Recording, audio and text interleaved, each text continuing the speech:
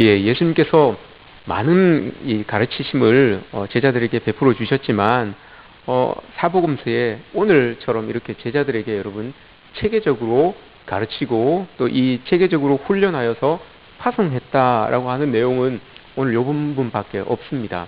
12제자를 보내시고 또 한두 제자를 보내신 그런 내용들은 있지만 70인을 무리지어서 체계적으로 교육시키시고 훈련시키셔서 파송하셨다라는 그런 내용은 오늘 본문이 처음이고 또 마지막입니다. 근데 이 70인의 제자는 어떻게 보면 특공대라고 할 수 있죠. 하나님께서 잘 준비시키셔서 잘 훈련시키셔서 이루고자 하는 그 뜻을 이 70인에게 새기시고 그들을 파송한 거죠. 그 목적지를 향하여 파송한 것이다 보니까 이들이 꼭 특공대와도 같은 그런 아주 예수님께 사랑받는 또 예수님께서 관심을 많이 가지시는 그런 각별한 사람들로 이 70인을 구성해 둔 것이라는 것을 우리가 알 수 있죠. 그런데 여러분 한번 오늘 말씀을 자세히 좀 읽어보시면 하나님께서 그렇게 각별히 준비하셔서 체계적으로 가르쳐서 또 그 목적을 이루기 위하여서 특별히 준비시킨 이 사람들을 그 목적지를 향하여서 오늘 보내시는데 조금 이상한 것을 오늘 우리 말씀에서 볼 수가 있어요. 3절 말씀을 보시면 여러분 이 특별한 목적을 이루기 위해서는 그 시기와 그 때를 잘 보고 적절한 때에 그 사람들을 딱 보내야 될 터인데 오늘 3절을 보시면 예수님께서 이들을 사지로 보내시는 것처럼 느껴집니다. 내가 너희를 보냄이 어린 양을 이리 가운데로 보냄과 같도다 라고 이렇게 기록을 하고 있습니다. 여러분 어린 양과 늑대가 싸우면 누가 이깁니까? 모르시겠습니까? 어린 양이 여러분들 주변엔 크죠? 커서 이게 우리 어린 양이 늑대를 이기지 않을까 이런 생각을 혹시 하고 계시는 것 아닙니까? 여러분 어린 양은 늑대에게 집니다. 당연히 늑대가 이기겠죠. 그죠? 늑대가 당연히 이깁니다. 그런데 왜 예수님께서 그렇게 체계적으로 잘 준비시킨 제자들을 그렇게 잘 가르친 그 제자들을 어린 양 같은 그 제자들을 왜 하필 이리 가운데로 보내겠습니까? 좀 더 이 사역이 잘 이루어질 수 있는 그런 이리 가운데가 아니라 양 가운데로 이렇게 보낼 수도 있는 것이고 아니면 어린 양이 아니라 호랑이를 내가 너희를 보냄이 사자를 이리 가운데로 보냄과 같도다. 이러면 여러분 어떻습니까? 이길 것 같습니까? 질 것 같습니까? 이길 것 같죠. 여러분 사자가 이리 가운데 갑니다. 호랑이가 이리 가운데로 갑니다. 그러면 이길 것 같은 느낌이 들어요. 근데 3절 말씀을 이렇게 읽어보면 어린 양이 가서 이리 가운데에 가서 어린 양이 이길 수 있겠나, 그 목적을 달성할 수 있겠나라고 하는 그런 생각을 이렇게 해보게 됩니다. 이건 여러분 저만 가지는 의문입니까? 왜 하나님께서 그렇게 잘 훈련을 시키셔서 왜 어린 양을 늑대 가운데로 보낼까, 이리 가운데로 보낼까? 왜 저만 여러분 이런 의문을 가지겠습니까? 근데 목적이 있어요. 어린 양을 이리 가운데로 보낸 그 목적이 있습니다. 그 목적을 이루기 위해서 어린 양을 보냈는데 그 목적이 2절입니다. 오늘 우리가 읽은 2절입니다. 추수할 것은 많되 일꾼이 적으니 그러므로 추수하는 주인에게 청하여 추수할 일꾼들을 보내 주소서 하라. 목적은 추수입니다. 추수를 하기 위하여서 어린 양을 이리 가운데로 이렇게 보내시는 것을 보게 됩니다. 그 추수를 위해서 70인을 택하셨고 그들을 가르치셨고 그들을 훈련하셨고 그 목적을 이루기 위해서, 추수를 이루기 위해서 이제 늑대에게로, 이리에게로 이렇게 파송을 하는 그런 내용입니다. 여러분 어떤 회사나 어떤 공동체든지 간에 목적을 이루기 위해서 목표를 향하여서 나아가기 위해서 목적을 향해서 나아갈 때 따져봐야 되는 게, 살펴봐야 되는 게 두 가지가 있습니다.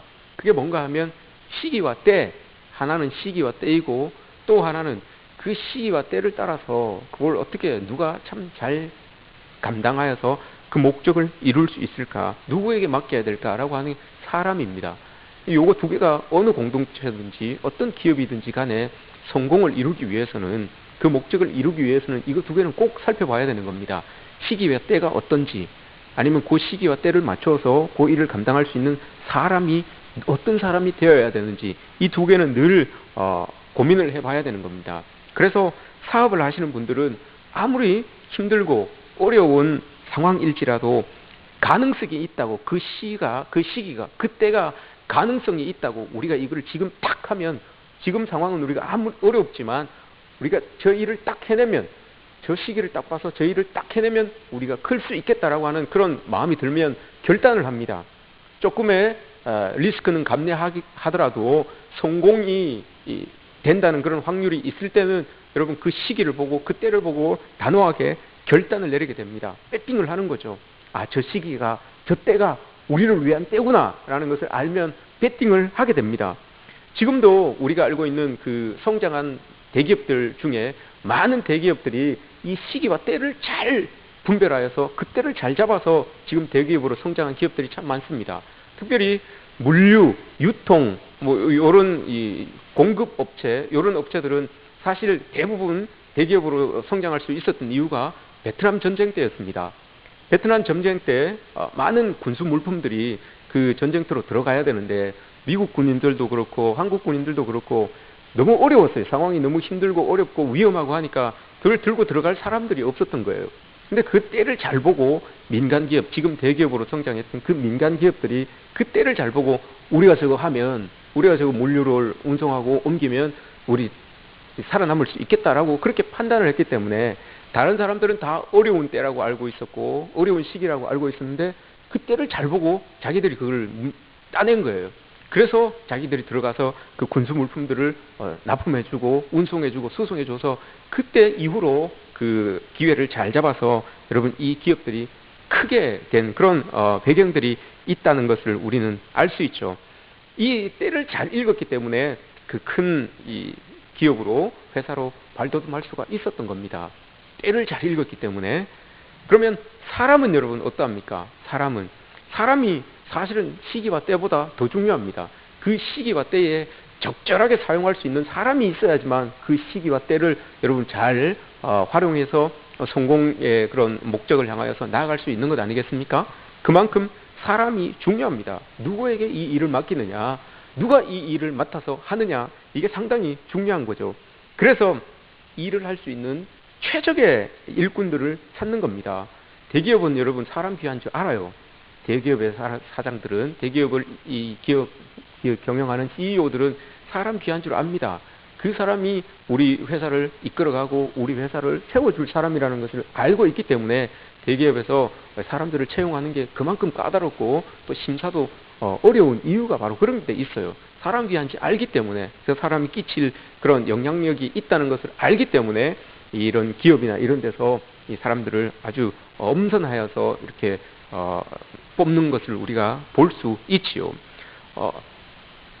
일본의 기업인데 마츠시다라고 하는 그런 기업이 있어요. 이 기업은 일본 지금 청년들이 졸업하고 나면 가장 선호하는 기업입니다. 저 기업에 꼭 들어가고 싶다라고 생각하는 그런 기업이에요. 마츠시다라고 하는 기업인데 이 기업은 계열사가 560개가 됩니다. 그리고 그 회사에 임원들이, 이 회사 다니는 그런 직원들이 13만 명이나 됩니다. 그러니까 엄청난 대기업이죠. 그 대기업에 이 많은 젊은이들이 가고 싶어하는 그런 마음이 있어요. 근데 이 마츠시다 회사에 있었던 일화가 하나 있어요. 그게 뭔가 하면 마츠시다라고 하는 그 회사에서 이제 사람들을 채용 공고를 냈어요. 채용 공고를 냈는데 일본에서 제일 유수한 대학, 제일 명문 대학에 수석을 하고 있었던 한 친구가, 한 청년이 그 회사에 이제 지원을 한 겁니다. 근데 학교에서는 봤을 때 저 친구가 인재라는 것을 알고 학교에서 전폭적으로 지원을 해서 그 학교에 이제 학교를 이끌어갈 수 있는, 그 학교를 대표할 수 있는 사람으로 학교에서 키우고 싶었던 거예요. 근데 이 청년이 그걸 이제 거절하고 자기는 마츠시다라고 하는 이 회사에 가고 싶다라고 해서 서류를 낸 거예요. 서류를 딱 냈는데 이렇게 막 검토를 하고 했는데 떨어졌어요. 이 사람이 떨어졌어요. 수석을 하고 했는데도 떨어졌어요. 근데 그 심사를 했던 학교가 이 기업이 발칵 뒤집힌 거예요. 왜냐하면 이 합격자인데 이 사람이 수석으로 합격을 했는데 명단에서 누락이 된 거예요. 명단에서 누락이 됐는데 막 회사가 이제 발칵 뒤집혔죠. 그래서 합격한 사람들은 다 이제 연수원에서 막 연수를 하고 있는데 이 사람이 누락이 됐어요. 근데 이 청년이 자기가 떨어졌다고 알고 낙심을 한 거예요. 내가 이렇게 열심히 공부도 하고 참 학교에서는 나를 이렇게 인정하고 있는데 내가 이 회사에서 떨어졌구나라고 시리에 빠져서 그만 자살을 합니다. 자살을 했어요. 근데 이제 이 회사에서는 그게 이제 실수라는 것을 알고 전보를 띄운 거죠. 사실 우리가 이 실수를 해서 담당자가 실수를 해서 명단이 누락됐습니다. 그러니까 빨리 우리 지금 합격자들은 저 연수원에 있으니까 빨리 연수원에 오셔서 우리 연수를 받으십시오. 당신이 수석으로 합격했습니다라고 이렇게 전보를 쳤어요. 근데 뭐 때는 다 지나갔죠. 그 사람이 자살한 다음에 그 전보가 도착한 거예요. 그 헛일이죠. 그러니까 이 담당하는 사람이 이제 그 CEO한테 마츠시타 고노케라고 하는 그 사람한테 보고를 해야 되는데 큰일 난 거예요. 이게 사회에 문제가 될 수도 있는 것이고 라고 하니까 참 마음이 답답했던 거예요. 근데 그 사람이 이제 CEO에게 이야기를 한 거죠. 사실 이러이러해서 이 사람이 누락이 됐는데 연락을 해보니까 자살을 했다고 그럽니다. 라고 이렇게 이야기를 했어요. 그러니까 그 고노스케라고 하는 마츠시타 고노스케라고 하는 그 CEO가 회장이 그 보고를 이렇게 듣고 이거는 그 당시에 이 보도로 나온 게 아니에요. 이 회고록에 고노스케라고 하는 그 사람의 회고록에 나와 있는 내용이에요. 그런데 그 사람이 이렇게 이제 그 보고를 듣고 이렇게 이야기를 했다고 합니다. 자기는 그 청년에게는 안 됐지만 회사로는 행운이다. 이렇게 이야기를 했다고 합니다. 이게 여러분 어떤 의미를 가지고 있습니까? 그 청년에게는 안 된 일이지만 우리 회사에는 행운이다. 라고 이렇게 이야기를 했대요. 그 청년이 자살한 거에 대하여서. 왜 그런 말을 했는가 하면 이렇게 이야기를 했어요. 마츠시타 고노스케라고 하는 사람은 일본의 경영의 신이라고 이렇게 불립니다. 잘 경영하고 있기 때문에 잘 수익을 창출하기 때문에 경영의 신이라고 이렇게 불립니다. 근데 그 사람이 그 청년의 자살 앞에서 이렇게 이야기를 한 거예요. 우리 회사로 봤을 때는 행운이다. 왜 그러는가 하면 그가 말하기를 그 청년이 그렇게 뛰어난 성적이라면 우리 회사에 들어와서도 빨리 아마 우리 회사를 파악하고 빨리 이 직급이 올라갈 것이다. 직급이 올라가다 보면 어느 정도에 이르면 우리 이 회사의 경영자로서 우리 회사의 어떤 일들을 결정하는 그 자리까지 아마 올라가게 될 것이다. 그런데 그 자리에 올라가서 만약에 좋은 일들만 일어나면 좋겠지만 이 결정을 하는 데 있어서 어렵고 힘든 고난의 일들이 만약에 그 결정의 자리에서 딱 주어졌을 때 그때 이런 결정을 해버렸다면 그때 이런 극단적인 결정을 해버렸다면 우리 회사로서는 엄청난 손실을 입을 수 있다. 그것을 봤을 때 우리가 이렇게 이 청년에게는 좀 뭐 불행하지만 안타깝지만 우리 회사로서는 행운이다라고 이렇게 이야기를 한 겁니다. 거기까지 여러분 그 고노스케라고 하는 사람은 사람을 본 거예요. 그 사람이 그 정도 일도 감내지 못하면 이만큼의 위치에 올라섰을 때 주어지는 그 부담감, 그 스트레스를 어떻게 감당할 수 있겠냐. 여기까지 이제 본 거죠. 요즘 기업에서 여러분 면접을 볼 때 역경지수라는 걸 봅니다. 역경지수, AQ라고 해서 우리가 지능지수는 IQ라고 이야기를 하죠. 감성지수는 EQ라고 합니다. 영성지수는 또 SQ라고 해요. 요즘 뜨고 있는 그런 게 있어요. 이 기업에서는 AQ, 역경지수를 봅니다. 역경지수를 보는데 이 역경지수는 어떤 힘들고 어려운 일들, 스트레스가 나에게 막 주어지는 그런 상황이 되었을 때 그것을 어떻게 생산적인 능력으로 바꾸어서 이것을 내가 헤쳐나갈 수 있을까? 이게 이렇게 하는 개인적인 성향을 일컬어서 역경지수다라고 이렇게 이야기를 합니다. 마츠시타 고노스케는 이걸 본 거예요. 역경지수가 낮은 사람은 아무리 스펙이 좋고 아무리 뛰어난 사람이라고 해도 기업에는 어울리지 않는다. 우리 기업에는 어울리지 않는다. 이거예요. 역경지수는 여러분 어렵고 힘든 일이 있어도 그걸 헤쳐나갈 수 있는 그 마음가짐, 그 단단한 뭔가를 해내야겠다는 그 자신감, 이게 여러분 있어야지만, 역경지수가 있어야지만, 이런 역경지수가 높은 사람은 스펙이 별로 좋지 않아도, 학력이 별로 좋지 않아도 이 기업에서 선호한다는 거예요. 어려운 일들 내 힘으로 어떻게든 해보려고 노력하는 그 모습이 있기 때문에 근데 이 청년은 이 역경지수가 너무 낮았던 거죠. 너무 낮았던 것이라서 이 고노스케라고 하는 이 회장은 그 청년은 우리 회사에 안 오는 게 맞다라고 이렇게 이야기를 했다고 합니다. 자, 그럼 여러분 이제 다시 성경으로 돌아가 보겠습니다. 시기와 때, 사람이 중요하다고 했습니다. 성경으로 돌아가서 여러분 지금 이 70명을 예수님께서 세상을 향하여서 이리 가운데로 이렇게 파송을 합니다. 그 시기가 여러분 좋은 것 같습니까? 그 때가 이 70인이 지금 파송받고 있는 그 때와 그 시기가 여러분 좋은 것 같습니까? 이왕 보낼 거, 이왕 추수할 것 같으면 여러분 예수님께서 좋은 시기에, 좋은 때에 가서 전하면 이게 추수가 될 수 있는 만큼 좋은 때에 여러분 그 70인을 보내면 얼마나 좋습니까? 근데 그 시기와 그 때가 여러분 지금 좋은 때 같습니까? 별로 안 좋을 때 같습니까? 10장에서는 그 내용을 알 수 없지만 앞 뒤에 내용을 보면 여러분 그 시기가 지금 어떤 시기인지, 그 때가 지금 어떤 때인지를 알 수 있는 본문들이 조금씩 나와요. 누가복음 9장 9절을 한번 보세요. 10장 바로 앞에 있는데 누가복음 9장 9절을 한번 보시기 바랍니다. 제가 읽어드리겠습니다. 헤롯이 이르되 요한은 내가 목을 베었거늘 이제 이런 일이 들리니 이 사람은 누군가 하며 그를 보고자 하더라. 헤롯이 이르되 내가 요한의 목은 베었다라고 이렇게 이야기를 하고 있습니다. 여러분 요한이 누굽니까? 세례 요한이었어요. 세례 요한이 여러분 어떤 사람이었어요?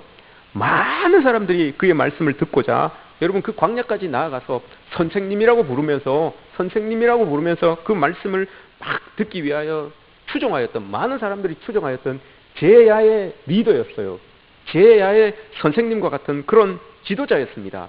그런데 여러분 그 헤롯을, 그 세례 요한을 헤롯이 단번에 목을 탁 잘라버립니다. 헤롯 한마디 말로 여러분 이 세례 요한의 목을 딱 잘라버립니다. 왜 그렇습니까, 여러분? 그만큼 시대가 어려운 거예요.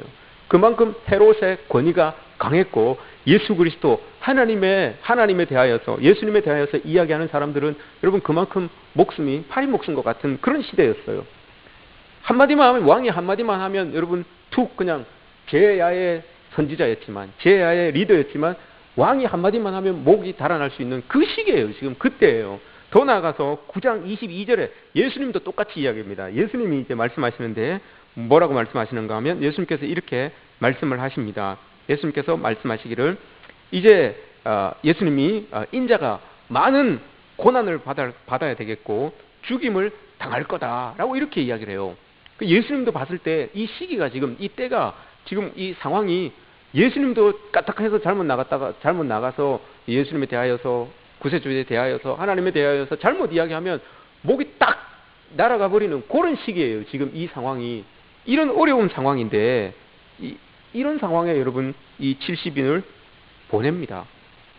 이 어려운 상황에. 그러니까 이 제자들이 나아가서 예수 믿으십시오라고 한마디 하다가 그냥 목이 탁 날아갈 수도 있는 그런 상황이에요. 이런 어려운 시기에, 이런 어려운 때에 여러분 제자들이 보내지게 되는 겁니다. 제자들을 훈련시켰고 또 제자들을 여러분 효과적으로 이렇게 잘 가르치셨다면, 그 목적, 추수가 목적이라면 그 추수할 수 있게끔, 잘 추수할 수 있게끔 파송을 한다면 좀 더 안정적인 때에, 좀 더 평안할 때에, 여러분 시대가 평안할 때에 이렇게 이 사람들을 보내면 여러분 얼마나 좋습니까? 지금 이 상황은 여러분 예수님의 공생의 시기를 따졌을 때도 제일 안 좋은 때예요. 지금 이때 복음이 제일 꽉 막혔고 복음에 대하여서 제일 반발이 심했던 그때가 지금 이때예요. 그러니까 그리스도인으로서 신분만 드러나도 목이 날아가는 그런 이 상황이 지금 이 때입니다. 요런 때에 여러분 예수님께서 제자들을 보내요. 참 이 성경을 읽을 때마다 느끼는 거지만 예수님의 생각은 참 우리의 생각과 정말 다르구나라는 것을 늘 느낍니다. 사람을 여러분 한번 봅시다. 시기와 때는 이래요. 시기와 때는 이렇습니다. 사람을 한번 봅시다. 사람이 굉장히 중요한데 예수님이 지금 늑대들에게 사자와 호랑이를 보낸 게 아닙니다. 양을 이래 보냅니다. 늑대하고 여러분 적어도 싸울 수 있으려면 어린 양이 아니라 그래도 산전수전 다 겪은, 또 새끼도 낳아보고 또 뿔도 좀 난 그런 어미 양이라도 보내야 될 텐데 어린 양을 보냅니다. 어린 양이 무슨 힘이 있겠습니까, 여러분? 어린 양이 가서 뭘 어떻게 하겠습니까? 상식적으로 맞지 않는 거예요. 늑대에게 시기도 좋지 않은 그때에 늑대 가운데로 양과 같은 사람들을 보낸다는 게 이게 여러분 우리의 상식으로 이게 말이 됩니까? 아무 목적이 없는 것도 아니고 추수를 해야 되는 그 목적을 가지고 있는데 그 목적을 이루기 위해서 좀 좋은 때에 좋은 사람들, 그 일을 감당할 수 있는 좋은 사람들을 이렇게 보내서 그 목적을 이루시면 참 좋은데 그게 아니에요. 시기와 때도 엉망이고 지금 제일 안 좋은 때이고 사람도 어린 양과 같은 제일 연약한 늑대에게 그냥 잡혀먹힐 수 있는 그런 어린 양을 이렇게 보내게 됩니다. 참 이게 상식적으로 맞지 않습니다. 그런데 여러분 왜 예수님께서 이렇게 하셨을까요? 여러분? 왜 시기도 좋지 않은 때에 어린 양과 같은 사람들을 보냈을까요? 여기에 대한 해답이 열쇠가 여러분 요한복음 12장 24절입니다. 요한복음 12장 24절 우리가 잘 암송하고 있죠. 요한복음 12장 24절 하늘의 밀이 땅에 떨어져 죽지 아니하면 하늘 그대로 있고 죽으면 많은 열매를 맺느니라. 이게 요한복음 12장 24절이에요. 내가 진실로 진실로 너희에게 이르노니 하늘의 밀이 땅에 떨어져 죽지 아니하면 하늘 그대로 있고 죽으면 많은 열매를 맺느니라. 이 말씀이 여러분 열쇠입니다. 예수님이 지금 우리에게 가르쳐 주신 이 원리는 요한복음 12장 24절을 통해서 우리에게 가르쳐 주신 원리는 죽어야지만 열매가 맺혀진다는 겁니다. 그 열매가 맺혀져야지만 여러분 추수가 되는 것 아닙니까? 이게 여러분 이 말씀의 열쇠예요. 죽을 때, 우리가 죽을 때 추수가 된다. 이 말씀을 지금 가르쳐 주는 거예요. 그러니까 여러분 주님이 왜 여러분 그 시기가 가장 좋지 않은 그때 여러분 이 제자들을 보냈느냐. 죽기 딱 좋은 때가 그때이기 때문에 그렇습니다. 죽기 딱 좋은 때가. 왜 여러분 제일 연약한 양을 여러분 늑대 가운데 보냅니까? 죽기 딱 좋은 사람이 그 사람이기 때문에 그렇습니다. 죽기 딱 좋기 때문에 좋은 아주 평안한 그때에 여러분 이 사람을 보내면 잘 안 죽어요. 어렵지 않기 때문에 상황이 어렵지 않기 때문에 잘 안 죽어요. 여러분 늑대 가운데 사자와 호랑이를 보내면 여러분 사자와 호랑이가 늑대를 물어뜯지 죽지 않아요. 그럼 죽지 않으면 여러분 어떻게 됩니까? 열매가 없어요. 열매가 없으면 당연히 추수가 없는 거예요. 그래서 여러분 예수님은 지금 이 어려운 때에 제자들을 굳이 파송하시는 것이고 그 어려운 사람들이 모여있는 그곳에 어린 양과 같은 사람들을 보내는 이유가 바로 이거예요. 추수를 위해서는 우리가 죽어야 된다는 거예요. 추수를 위해서는 우리가 썩어져야 된다는 거죠. 추수를 위해서는 우리가 가서 우리가 씨앗이 되어서 죽어야 되는데 그게 가장 합당한 때가 지금 이때고 가장 알맞는 사람이 양과 같은 사람이라는 거예요. 그래서 지금 예수님께서 이렇게 보내는 거예요. 가자마자 예수님께서 예수님의 목적은 싸워서 이기라고 보내는 게 아니에요. 지금 그 늑대 가운데로 보내서 양을 늑대 가운데로 보내서 싸워서 이겨서 늑대 가죽을 벗겨오라 이게 아니에요. 여러분 가서 추수를 하기 위해서 보내는 거예요. 추수를 하기 위해서. 추수를 하기 위해서 보내면 그 추수를 위해서 해야 될 게 뭡니까 여러분? 씨를 뿌려야 되는데 그 씨가 되라는 거예요. 너희들이 그 씨가 되어서 죽어야지만 열매가 맺히고 추수가 된다. 그 늑대들 가운데 들어가서 너희들이 죽어라. 씨가 되어서 죽어라. 그래서 열매가 맺혀지게 되고 그 열매를 추수해서 와라. 이걸 지금 예수님께서 이야기하고 있는 거예요. 그래서 이 70인을 그 어려운 상황에 보내는 것이고 이 양 같은 사람들을 늑대 가운데 보내는 이유가 바로 그겁니다. 가자마자 잘 죽으라는 거예요. 빨리 죽으라는 거예요. 그래야지만 썩어져서 열매가 맺혀지고 추수가 되게 되는 거죠. 이걸 여러분 가장 잘 감당할 수 있는 사람이 어린 양 같은 사람이었고 이걸 가장 이루기 좋은 때가 바로 이때라는 거예요. 그래서 예수님이 그렇게 70인을 그때에 가장 어려운 때에 가장 연약한 사람으로 어린 양과 같이 그렇게 늑대 가운데 보낸 이유가 바로 이겁니다. 빨리 죽으라고, 잘 죽으라고 그것에 보낸 거예요. 그래야 열매가 맺히고 추수가 되니까요. 오해하지 마십시오, 여러분. 또 제 말씀을 곡해하지는 마십시오. 교회 가니까 빨리 죽으라 그러더라. 잘 죽으라 그러더라. 빨리 죽으라 그러더라. 이렇게 또 오해하시면 안 됩니다. 이 말씀은 요한복음 12장 24절에 대한 해석입니다. 그 해석과 오늘 본문을 결부시켜서 이 말씀을 드리는 겁니다. 괜히 가니까 또 어르신들 또 상처받으실라. 우리 교회 가니까 야 우리 쓸데없다고 빨리 죽으라 그런다. 이 말이 아닙니다, 여러분. 누구나 다 압니다. 저도 그렇고 우리 성도들 모든 성도들이 다 그래요. 예수님께서 이야기하시는 건 그거예요. 하늘의 밀이 땅에 떨어져서 죽지 아니하면 하늘 그대로 있다고 했어요. 하늘 그대로 있는데 어떻게 추수가 됩니까, 여러분? 하늘 그대로 있으면 열매가 안 맺히는데 어떻게 추수가 되겠습니까? 예수님께서 우리에게 전해주시는 말씀의 키가 바로 이거예요. 너희들은 어느 곳에 있든지 빨리 죽어야 된다. 그곳에서 빨리 죽어야지만, 빨리 죽는다는 게 여러분 어떤 의미입니까? 제가 이렇게 죽는다는 이야기는 여기 안에 중의적인 뜻이 들어져 있죠. 빨리 죽는다는 게 여러분 뭡니까? 내 것 다 내려놓고 나를 자꾸 드러내려고 하지 말고 사자처럼 호랑이처럼 여러분 그렇게 있으면 여러분 안 돼요. 교회 안에서도 여러분 우리는 어린 양처럼 빨리 죽어야 돼요. 내가 속해 있는 그곳에서, 내가 자리하고 있는 그곳에서 될 수 있으면 여러분 빨리 죽어야 돼요. 누구랑 얼굴이 눈이 딱 마주치면 내가 빨리 죽어야 돼요. 먼저 내가 죽어야 돼요. 저 사람하고 눈이 딱 마주치면 먼저 죽기 연습을 하는 거예요. 먼저 죽기 대회를 하는 거예요. 그러니까 내가 빨리 죽어야 되는 거예요. 그래야지만 여러분 내가 죽은 그 자리에서 열매가 맺혀지는 것이고 추수가 되는 거예요. 근데 여러분 보십시오. 하나님께서 만약에 우리를 사자로 보내고 호랑이로 보냈으면 여러분 죽겠습니까? 어르릉거리면서 고개 뻣뻣이 들고 어르릉거리면서 도로 잡아먹으려고 할 거예요. 그럼 여러분 하늘 그대로 있는 거예요. 하늘 그대로 있으면 열매가 없어요. 열매가 없는 곳에 어떻게 추수가 있습니까? 이게 여러분 하나님께서 우리에게 요구하시는 그런 모습이에요. 하나님께서 우리에게 원하시는 모습이 바로 이런 모습이죠. 너희들이 자리가 어느 곳이든지 제일 빨리 죽어라. 그리고 그 죽은 자리에서 열매를 내라는 거죠. 그리고 추수를 하라는 거예요. 이게 예수님께서 우리에게 원하시는 모습입니다. 제가 늘 오후 예배를 마치고 나서 여러분 축도할 때 그렇게 기도합니다. 우리 성도들 삶의 자리로 이제 돌아갑니다. 라고 이렇게 늘 기도를 해요. 그게 여러분 뭡니까? 우리 성도들이 이제 삶의 자리로 파송이 됩니다. 하나님께서 주신 이 말씀을 붙들고 이제 삶의 자리로 파송이 됩니다. 그렇게 그런 의미를 담아서 제가 삶의 자리로 돌아간다고 이렇게 이야기를 합니다.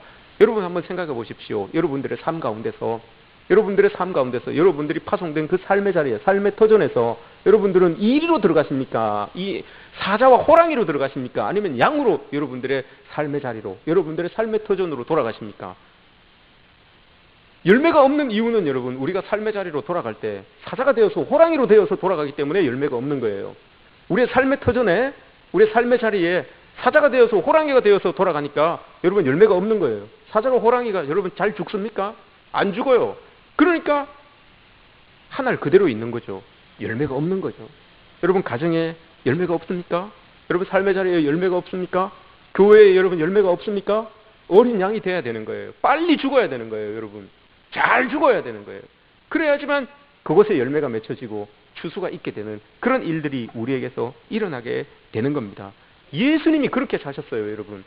예수님이 그렇게 사셨기 때문에 70인 제자들에게도 그렇게 가르치셨고 그 가르침을 그대로 이루기 위해서 그 어려운 때에 그 어린 사람들을, 어린 영혼과 같은 그 제자들을 보낸 이유가 바로 이거예요. 나도 그렇게 빨리 죽고 열매를 맺어서 추수한 것처럼 너희들도 빨리 죽고 그 자리에서 열매를 틔워서 추수해라. 이런 의미가 담겨져 있는 그런 내용입니다. 여러분 한국교회 성도들이 성경을 참 많이 알죠. 성경을 참 많이 읽고 또 알고 참 많이 묵상합니다. 성경 공부도 참 열심히 그렇게 하죠. 그런데 우리는 실천이 잘 안 돼요. 전 세계적으로 다 똑같아요. 그리스도인들은 실천이 잘 안 돼요. 저도 마찬가지고요. 말씀을 참 많이 읽고 묵상하고 성경 공부도 하고 하는데 이 아는 만큼 실천이 되면 얼마나 좋겠습니까, 여러분? 근데 실천이 참 잘 안 됩니다. 이걸 여러분 어떤 신학자는 일컬어서 그게 한국적 교육의 문제다라고 이렇게 이야기를 합니다. 한국적 교육 때문에 실천이 잘 안 된다라고 이렇게 이야기를 합니다. 왜 그런가 하면 그 사람이 이렇게 이야기를 했어요. 우리가 여러분 한국적 이 교육의 문제라고 하면 한국적 교육은 유교 교육이잖아요. 유교 교육입니다. 유교 교육은 여러분 뭘 교육하는 겁니까? 공자님의 사상을 교육하는 거예요. 그죠? 공자님의 사상 중에 제일 우리에게 가까운 게 뭡니까? 논어지요. 논어. 논어에서 여러분 제일 처음에 가르치는 게 16장이 있지만 제일 처음에 가르치는 게 뭡니까? 학입니다. 학이, 배움, 학이편이라고 배우는데 배우고 익힘이 또한 기쁘지 아니한가? 배우고 익힘이 또한 기쁘지 아니한가? 이게 저 말이잖아요. 그죠? 그렇게 위해서 우리는 시험을 치고 점수를 받고 이렇게 했어요. 근데 저게 이제 공자가 논어에서 가르친 이 한국 교육인데 저걸 가지고 중국 사람들은 해석을 다르게 한대요. 우리는 배우고 익힘이 참 배우는 것과 또 때때로 때를 따라서 익히는 것, 이게 참 좋은 거 아니냐, 참 기쁘지 아니하냐, 이렇게 생각을 하고, 그러니까 배우는 것과 익히는 것, 우리는 요걸 동급으로 보는 거예요. 배우고 익히고 이걸 이제 동급으로 하나로 이렇게 보는 거예요. 근데 중국 사람들은 그렇지 않대요. 중국 사람들은 어떻게 보는가 하면 저 습자, 익힐 습자, 하나 둘 셋 네 번째 있는 거 익힐 습자, 저거를 다르게 해석을 한대요. 다른 우리 한번 봐주십시오. 익힐 습자가 이렇게 되어 있습니다. 제일 처음엔 저 위에 이렇게 기역자에 이렇게 되어 있는 게 저게 날개잖아요. 깃틀 우자예요. 그리고 그 밑에는 백자, 흰백자로 되어 있죠. 근데 저게 갑골 문자에서는 흰백자가 아니고 해예요. 지금 동그랗게 되어 있는 빨간 거, 저게 해입니다. 날일자예요. 날일자인데 그 날일자 위에 새가 이렇게 날아가고 있잖아요. 날마다 새가 날개짓을 하면서 이게 지금 실천을 하고 있는 거예요. 제가 날기 위해서 계속해서 이렇게 날개짓을 해보는 거예요. 날기 위해서 계속해서 날개짓은 이렇게 하면 날 수 있구나, 이렇게 머리로만 생각하는 게 아니고 새가 자기가 날개짓을 해보는 거예요. 날마다. 그러니까 정말 날아가는 거예요. 그래서 그게 익힐 습자. 근데 익힐 습자를 옥편에서 찾아보면 두 번째 뜻이 그거예요. 날마다 연습하다 이런 뜻이 있어요. 중국 사람들은 그렇게 이야기를 한대요. 그러니까 중국 사람들은 하기 시습시면 불역여로, 요거를 어떻게 해석하는가 하면 배우는 것과 그것을 실천하는 것이 기쁨이 아니냐, 이렇게 이제 해석을 한다는 거예요. 그러니까 배움과 실천, 그걸 따로 보는 거예요. 배움이 있고 그것을 실천하는 거, 이렇게 보는데 우리나라는 배움과 실천, 습득, 요걸 같이 본다는 거예요. 요게 문제다라고 이렇게 이야기를 합니다. 여러분, 습자가 이제 그 새는 계속해서 날마다 이렇게 실천함으로 이제 익힐 습자, 날마다 내가 연습한다라고 해서 익힐 습자를 중국 사람들은 그렇게 이제 해석을 하는 거죠. 공자는 사실 이 내용을 이렇게 쓴 거죠. 배우고 실천하는 것이 정말 기쁜 거 아니냐, 이렇게 쓴 거예요. 근데 우리는 배우고 익힘이 기쁨이 아니냐, 이렇게 해석을 한 거죠. 여기에서부터 조금 차이가 난 겁니다. 주님께서 여러분 우리에게 가르쳐 주신 말씀도 마찬가지입니다. 설교를 듣고 또 우리가 하나님의 말씀을 읽고 익히고 묵상하고 하는 거, 여러분 이거는 배움에 있어서 굉장히 간접적인 겁니다. 직접적인 거라고는 할 수 없어요. 간접적인 거예요. 다 예수님에게 우리가 직접 배우지 않기 때문에 이건 다 예수님의 배움에 대하여서 간접적으로 우리가 배우는 겁니다. 성경을 읽고 쓰고 하는 것도 다 마찬가지입니다.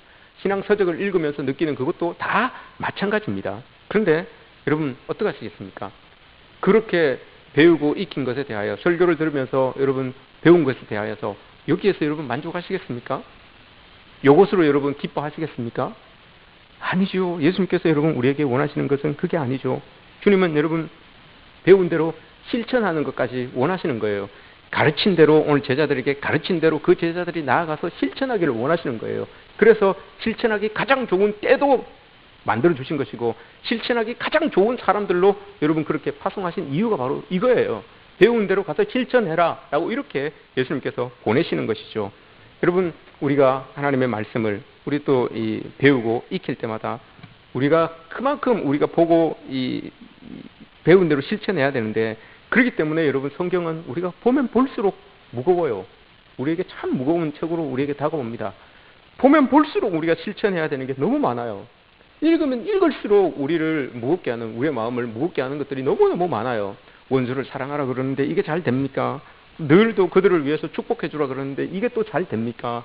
또 늘 함께 연합하여서 또 하나님의 일을 이루라고 하는데 이것도 잘 안 되죠. 날마다 떡을 떼면 나누라고 하는데 이런 것도 잘 안 되죠. 성경을 읽을 때마다 여러분 우리에게 부담이 됩니다. 이게 참 무거워져요. 근데 여러분 그 말씀대로 실천하라는 거예요. 실천하면 그 거룩한 그 부담감이, 여러분 그 부담감 뒤에 주어지는 그 하나님의 놀라운 은혜, 놀라운 기쁨이 우리에게 주어진다는 거죠. 하나님의 말씀은 여러분 거짓이 없습니다. 하나님의 말씀은 정확하고 명확합니다. 우리가 안 해보니까, 실천을 못 해보니까 그 기쁨이 뭔지를 깨닫지 못하는 것이죠. 근데 제자들은 그렇게 실천을 해서 그 기쁨을 알고 깨닫게 되는 겁니다. 우리도 여러분 예수님을 따르는 제자라고 이렇게 이야기합니다. 우리도 예수님의 가르침을 따라서 살아가는, 예수님을 선생님으로, 예수님을 구주로 따르고 믿고 있는 그런 제자라고 이야기를 합니다. 그럼 제자라면 여러분 우리도 예수님께서 가르쳐 주신 그대로 실천하면서 살아가야 되는 게 우리의 모습입니다. 여러분 우리 가정에 여러분 열매가 어떻습니까? 많이 있습니까? 여러분 삶의 자리에, 직장에, 여러분 일터에, 우리 교회에 여러분 열매가 많이 있습니까? 열매가 없다면 이유는 분명합니다. 내가 죽지 않았기 때문에 그렇습니다.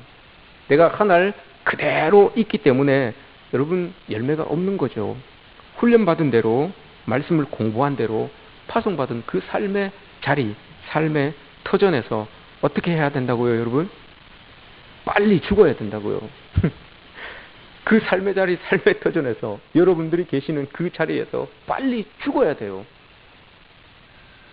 당장 오늘